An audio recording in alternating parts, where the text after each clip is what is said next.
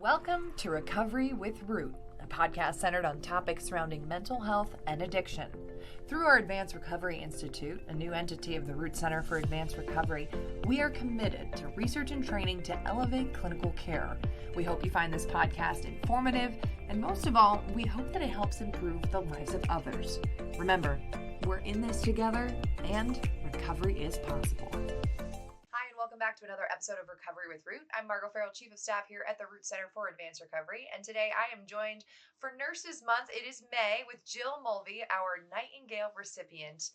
This is the highest honor that you can receive as a nurse. It is for excellence in nursing. So Jill, thank you so much for being here today. Thank you for having me. Congratulations. What an honor. I have to say, just first and foremost, because we voted on this as an organization, so you were one of 3 contenders this year. What went through your mind when you initially first saw that you were one of the 3 names? I was astounded to be one of the 3 names, and then I thought, well, I don't have a shot at this because nobody knows me yet. I've only been here a year, and I've been in 2 clinics and helping out at a 3rd, and I figured nobody knows me, but that's okay because it's just cool to be in the running. It's like it's just being nominated is a big deal. So I was pretty excited, but I didn't have high expectations. And my New Britain colleagues were saying, "Oh, I hope you win," and I thought, "No way." But that was a shock and a half. Yeah, what went through your mind then when you saw the email come out that it was you who won? I mean, this is a big deal. It was really humbling because I've worked in a lot of hospitals. I've been a nurse. I finished my baccalaureate in 2003, so I've been a nurse for a long time, and even though I haven't worked that whole time, I feel like I've been in a lot of places and I've done a lot of kinds of nursing, and I have loved a lot of the kinds of nursing that I've done, but I have never loved anything like I love the Root Center because we have these long relationships with patients. They come in and they're really struggling and they start to get better, and eventually they get bottles and their lives start to improve in all kinds of ways, and you get to see it. All my other nursing experience was in the hospital. So, maternity is great. I love labor and delivery. A good delivery is fantastic, but then you kind of sign them off to the postpartum team and you never see them again.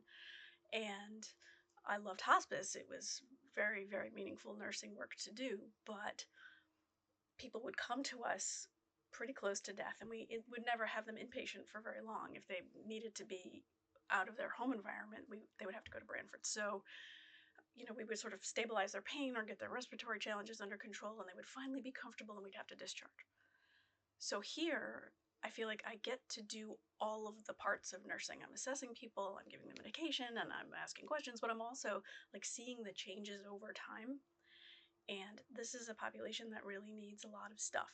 They need a lot of sort of external supports that you don't have the luxury to think about in a hospital. Like, what's their home environment like? Do they have a place to sleep that's safe? Do they have access to a decent diet? Do they have any kind of social support? And all of this is rolled into how anybody does, but in the hospital you never get to look at it. And here everybody's looking at it, and they talk about it, they tell us things at the dosing window and stuff. So I feel like I'm able to sort of take care of the whole person in a way that I couldn't as a hospital nurse. And so because of that, to be even nominated for this, never mind win it, it was a gift, and it was also really it means so much more to me because it's here and not in a hospital environment where it's like, oh, you are really good at making sure your instruments are sterile, Yeah, well, I guess, so kind of take us back with what your experience in nursing has been. So how you got your start, and we've kind of heard a couple of the places that you've worked and where all you've transferred throughout your career. I've taken a lot of left turns. I'm one of those people that went to college, and I majored in anthropology because I couldn't pick one, so I went through the catalog and circled all the classes and all the majors I thought I might like, and then added them up, and anthro had the most. So nobody ever opens the WOW-NEDs and sees, wanted anthropologist. I knew I couldn't do that, but I wanted to do something where I learned a lot of useful stuff, and I did. I use it all the time because you're looking at how does power flow through communities, and there's transactions all day long of every kind that have nothing to do with money, and who's in charge and why, and how do they stay there, and how do they lose power and stuff. So I went from there to librarianship, which I loved, but I was a medical librarian, and I just had some bad luck. I was in a hospital that ran out of money and was closed, and was absorbed into other hospital twice while I was there. It didn't feel super stable. So I moved back home. That was all in Philadelphia, and I moved back home, and I was at a public library in Rhode Island, but I just didn't like it. It was very small, and it was a small staff, and I don't love human resources nonsense. Like, you have to get to work on time. It was a conversation I want to have once, not 9 times with the same person. So I started, well, what do I really want to do? And I got fascinated by birth, even though I didn't have any kids yet. But like the whole process, the biology was fascinating. So I thought, I will be a midwife. And the safest way to do that, it seemed to me, was to become a nurse midwife, because you have all that medical training. If somebody has kidney problems, you'll start to see it. If they start turning yellow, maybe there's a liver thing going on. And I went to the university. I started my prereqs at Rhode Island College. Knew I was never going to be able to compete for the master's level out of that state school. So I transferred to the University of Pennsylvania. They had a combined rapid undergraduate and then a normal master's. And I applied as a midwife, and I got in as a midwife, and then 2/3 of the way through, I was like, I do not have the nerves to do this, because you don't know. In a delivery situation, you don't have time for testing and data and wait and see. You kind of have to act when things change. And so I stopped short of the midwifery degree and got a women's health degree instead, which is basically, you can do healthcare, prenatal care, postpartum care, just not the birth itself. And I was like, okay, I can do that. But then I loved the bedside. When I got out of nursing school, I really liked the undergraduate level nursing, where you're at the bedside, you have 4 or 5 patients, and you're taking care of those people for that day. So I never took the NCC exam to be a nurse practitioner. I just went ahead and was a staff nurse. And my first job was at the hospital where I delivered my younger son. I loved the nurses there. This is a theme in my life. Like, oh, these nurses are great. I want to be here doing whatever it is that they do, So. Hey, when you like the people you work with, right? It makes and especially with nursing, a lot of things can go wrong at the same time. So if you're on a good team, you can just hand the baton to somebody and they take it and run. You don't have to say anything.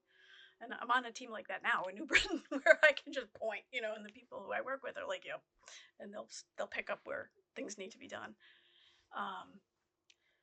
So I did labor and delivery at a tiny little hospital in Rhode Island. And when we moved to Connecticut, I went to Hospital of St. Raphael, but I didn't like it was much more intensive. Everybody has an IV kind of situation, and that's fine if that's what people want. But I had come out of this crunchy little, family practice doctors learning to deliver babies. I could get people up, I could put them in the shower, play tug of war with the sheet to get the baby to come down. So I didn't want to be involved in that very medicalized birth thing. So I did that for a while, and then one of the things that we're terrible at in Western medicine is loss around birth. Prenatal loss of the child, or, mid-delivery loss of mother, child, or both. When that happens, nobody knows what to say. So I started volunteering for hospice because I thought I would get some language and some coping strategies and stuff. But the team was great, and I applied to join the hospice inpatient unit because they were the best nurses I'd ever seen, doing all the cool things that nurses think they're going to do and not be charting all day. So I did that for a while till I had to leave because of one of my kids. And when I came back to nursing, our old hospital social worker, her husband was affiliated with it. He's on the board of the Root Center, and he said, you should check this out. And I thought, I don't know anything about addiction. And he said, you'll read. And I did. And when I came in here, I came into shadow. The nurses treated the patients with absolute dignity, and they chatted with them, and they were knowledgeable but not lectury, and the patients were cheerful, and the continuum of people who had just come in and were really struggling, and the people who were getting better, and the people who were getting bottles, who were basically, just out living their lives except for one day a month. I just loved it. And my undergraduate thesis was in methadone maintenance in pregnancy, so I had a little bit of a launch pad. And I was interested to learn more about addiction, how it works, why people make the choices that they make, and sort of how they come to need treatment, and then what treatments actually work. And it's interesting because, you say at first you were like, oh, I'm not sure about addiction, or I don't have experience. But then you look way back when to when you wrote your thesis, and turns out your thesis was about addiction and methadone maintenance. And so maybe it was almost like foreshadowing that one day you would end up in that field. Yeah, I do. I like gnarly problems, and I like populations that aren't always treated with respect. And I like to go in there and establish that this is, every human being has dignity. It is not okay to talk to people like that. You get to be a whole person even if you're not living a perfect life. How do you think that's manifested now that you're at the Root Center? I mean, you mentioned that part of the reason why, you wanted to take the job was seeing how your colleagues are on a daily basis. Great. Yeah, they were really every nurse I've worked with here has truly cared deeply about the patients, not just like, of course you like your patients, sometimes you don't, but even when you don't like them, you're doing what your very best for them to, like, what does he need from me today? Like, yep, he's having some behavior system stuff going on. Like, how can I provide some stability and some support today, even though he doesn't like me very much right now? How has your perception of nursing changed since being in this role? That is a great question. I always thought nursing was bigger than it's allowed to be in a hospital. And I get to be a nurse the way I want to be a nurse. I want to know about home life. I want to know about diet. I want to know about mood. Like, there's medical stuff going on always, and there's, substance related stuff going on. That's, some of it's psych and some of it's medical, and that's always happening. But sort of, I get to see the whole picture and treat the whole patient in a way that I never could before. And I get to see people progress. And, it's not always it's never a straight upward trajectory. And that's great. Like, that's life, right? Somebody just doing better and better every day makes me nervous, because eventually something will go wrong. It always does. We're here on Earth. And I love being able to be present for so much of the cycle for people. Yeah, because, when you mentioned some of your other past in nursing, if you're dealing with hospice, that's end of life care. If you're dealing with labor and delivery, then, the baby and mom move on to the next steps of healthcare. We have patients who have been with us for a year, 5 years, 20 years. I know. You hear from counselors and nurses are like, oh, I remember when you came in with your kids and now they're graduating from high school, and you get to see the life evolve. And that's got to be so rewarding. It really is. And when things don't turn out the way we hope, and that happens, we've already had some losses of patients that I knew, we know that we did the best that we could. And that matters too. That kind of ties into hospice in that way. Like, we did absolutely everything we could think of to help. And so it's never easy to lose somebody that you care about, but it's easier when you know that you showed up with your whole self and your entire brain, and you did the best thing you could, and your whole heart, and like, please take this. And people sometimes will, and sometimes won't. Well, and also your past, so you had labor and delivery, and we have women who come and have very successful pregnancies and go on to very healthy children. So you have that background and you have that knowledge. Unfortunately, we do have to deal with some passings at time. You have that knowledge too. It seems like you have a lot of background that inadvertently has played into what you deal with here on a daily basis. Yeah, I do. It's been very funny, and I'm always fascinated by pregnancy still. And I know a lot about the effect of methadone on newborns, and most of what I know is great news. So it's been very rewarding to be able to say to somebody, like, yeah, the nurses may give you a hard time. Methadone maintained babies are in much better shape physically than non-methadone maintained babies, and here's what we see: the high-pitched cry or not, and the ability to sleep or not. And so most women, we have that conversation, they tend to walk away feeling better about things while they're still pregnant. You're just waiting to see what happens. That feels really, really good. And it's not just me going, oh, I'm sure it'll be fine. It's me going, hey, here's a bunch of science. Yeah, and you're armed with a lot of information.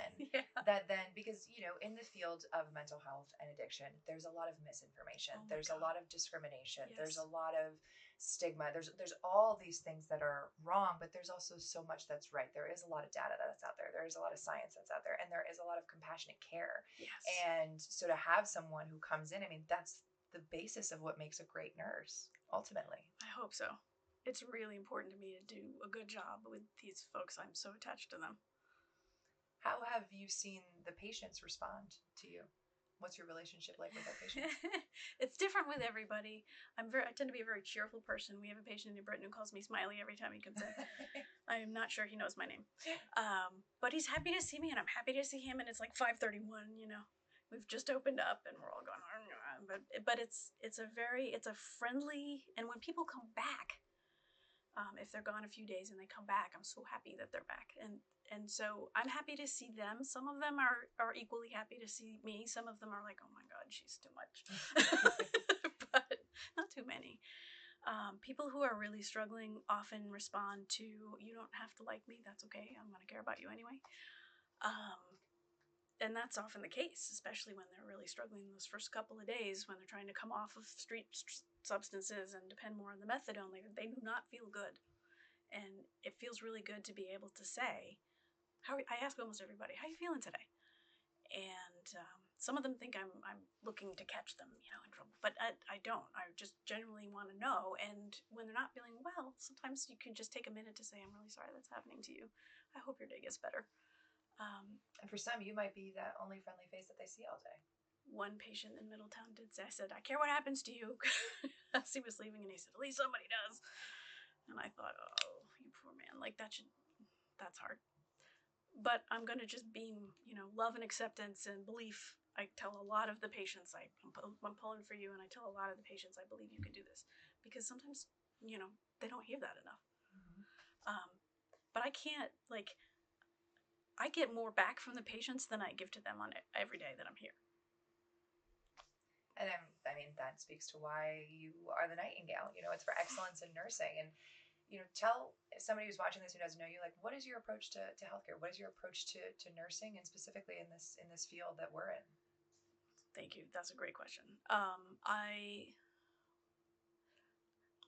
believe that every human being has innate dignity and innate worth, regardless of what they're doing or how they're behaving or any of those things. And when somebody's acting out, engaging in behaviors that are hurtful to the people around them, it's because something's wrong. I've never caught a baby in labor and delivery that I've looked at and said, oh, you just suck. You're just mean. You're a mean baby. None of us start out like that. So if people get there, something's wrong. And I think we don't understand the mental health component of much of anything that we do in America. And it's huge. And there's clearly been a lot of damage done to kids and young people and stuff, such that by the time they get to be adults, there's a lot going on behind the scenes that has nothing to do with their kidneys or their heart rate or anything. So I tend to approach all of the kinds of nursing with tell me the story, because what people think is important to talk about themselves tells you a lot about where they are, how they feel about their place in the universe. Do they even have one? And humans need meaning. Humans don't do well when we're just, comfortable all the time. And people have to do something that means something to them, or they don't feel whole, they don't feel competent. And you can't kind of affirm your way to there. You have to do things that are good things to start feeling like a good person. So my approach to nursing tends to come out of are you doing this to yourself? And if so, why? And if this is happening to you, how are you coping with it? And how can we help you with that? I don't believe that medications fix everything. They help a lot with a lot of stuff. But somebody who just feels like a gross person is never going to make good choices until you get in there and kind of help them see their way to valuing themselves, right? And I think everybody needs love and care. We don't acknowledge that enough in the society at all. It's almost like that might be the unspoken, I was going to say, what would your advice be to maybe a future nurse who's watching this, and what's not in the textbook, what's not in the classroom, what should they learn or take with them, or, apply to their future in nursing? Well, firstly, I would say, you're going to cry. It's okay. Don't give up. Then I would say, every person on this earth was a beloved baby once, and they may have gone really far from that lovable tiny creature, but that's in there still. And every patient you ever take care of, there's a glimmer of light in there somewhere. You have to find it, and then you can take care of anybody. It's almost like you hear a lot about when people are being mean to themselves, or it's like, imagine that you're talking to your inner child. And I know that can sound a little woo-woo, and I'm not trying to go down that road. I'm just saying, when you shift the perception of, imagine that person as that child, imagine that person as that innocent baby. You mentioned, they start out innocent, and then perfect. The world shapes them. Babies are perfect. Whatever physical stuff they may have going on, they're still, all of them are perfect, right? They're just a perfect baby with a heart valve defect or whatever. Yeah, and that person is still in there somewhere. When do you think that clicked for you? Do you think that was always just kind of innate, or was there a moment that you can think back and say the light bulb went on, and that shifted the way you move forward? It's because I'm a Quaker, and one of their core beliefs is there's light in everyone, right? So at first I was like, oh, that's nice. And then I was like, everyone? Even that lady down at the DMV? Everyone? And I struggled with it. And that's when the light came on. Like, oh, no, yeah, everyone. Yeah, even the most, especially the most difficult people in your life. Yeah. So it was it was like a spiritual thing for me of like learning to see that and learning to honor it and learning to guard myself against the tendency to judge. So you found it through it was spiritual for you. It was, and it was not like a fun spiritual moment of like, now I understand and I'm happier. It was like, oh, I have a lot of work to do. This is very uncomfortable. I do not like it. Well, because there is some discomfort in having to practice acceptance and love for everyone, even if you're having a bad day, even if someone else is having a bad day. It's like we all still at our core have the same heartbeat, right? We all have the same blood running through our veins. And so, how do we break that down and really break barriers? And I think it's so fitting that you ended up in a field where people are often discriminated against. Yes. We had a movie screening where we featured there were 4 women featured that had stories about recovery and hope and how their lives have been impacted. And the theme of the night that just kept coming up when we had the Q&A was discrimination and the importance of compassionate care, and how much compassionate care shaped those women's lives. And it sounds like through your experience as a nurse, you've seen the most benefit when compassion played a role in your care. Absolutely, yes. And it's easier to say, oh, that's just a bad person, but it's lazy. It's never just a bad person. You have to take care of people. I had a labor patient who was a Nazi, and my husband is Jewish. I had to take care of her to the best of my ability, in spite of her obvious beliefs, because she was having a baby, and that is a sacred moment. And I was the nurse in the room, so I had to show up fully for her. Wow. Yeah, that was a bad day. You've been challenged, Yeah. Certainly. But that's like the premise of medicine, is right. that you are going to treat the person in front of you. Yes, to the best of your ability every time. Is there anything that has changed in your outlook since finding out that you won this award? I'm still not quite sure it's real. I keep waiting for the other shoe to drop and people to be like, no, you just seem so sad. We told you won the Nightingale Award. Oh, no. I have more confidence, and that people who know me are going to be like, oh, Lord, she did not need more confidence. But I did, Sometimes just hearing from others that, your work is recognized, that because this was ultimately voted on by your peers. Yes, that they see what I'm trying to do. And I'm doing it. I must be doing a good enough job that it's noticeable. Because it really hits me where I live. Like, these folks need so much. Let's do the best we can along the axes that we can, and set them up to succeed as best we can. Because ultimately they are doing the work. You can't make somebody get better. You have to invite them and then let them choose. I think ultimately all of this speaks to why you are a Nightingale recipient. Compassionate care seems to just be coursing through your veins, and certainly was a pleasure to get to know you more and learn a little bit about your story. And we are so proud of you and thankful that you're here. Thank you. Thank you so much. Well, we hope you enjoyed this episode of our podcast, Recovery with Root. As always, stay connected with us on social media to learn about when next podcast episodes will drop. You can comment, ask questions, even let us know about future topics that you'd like to see discussed. Until next time, remember, progress is the destination.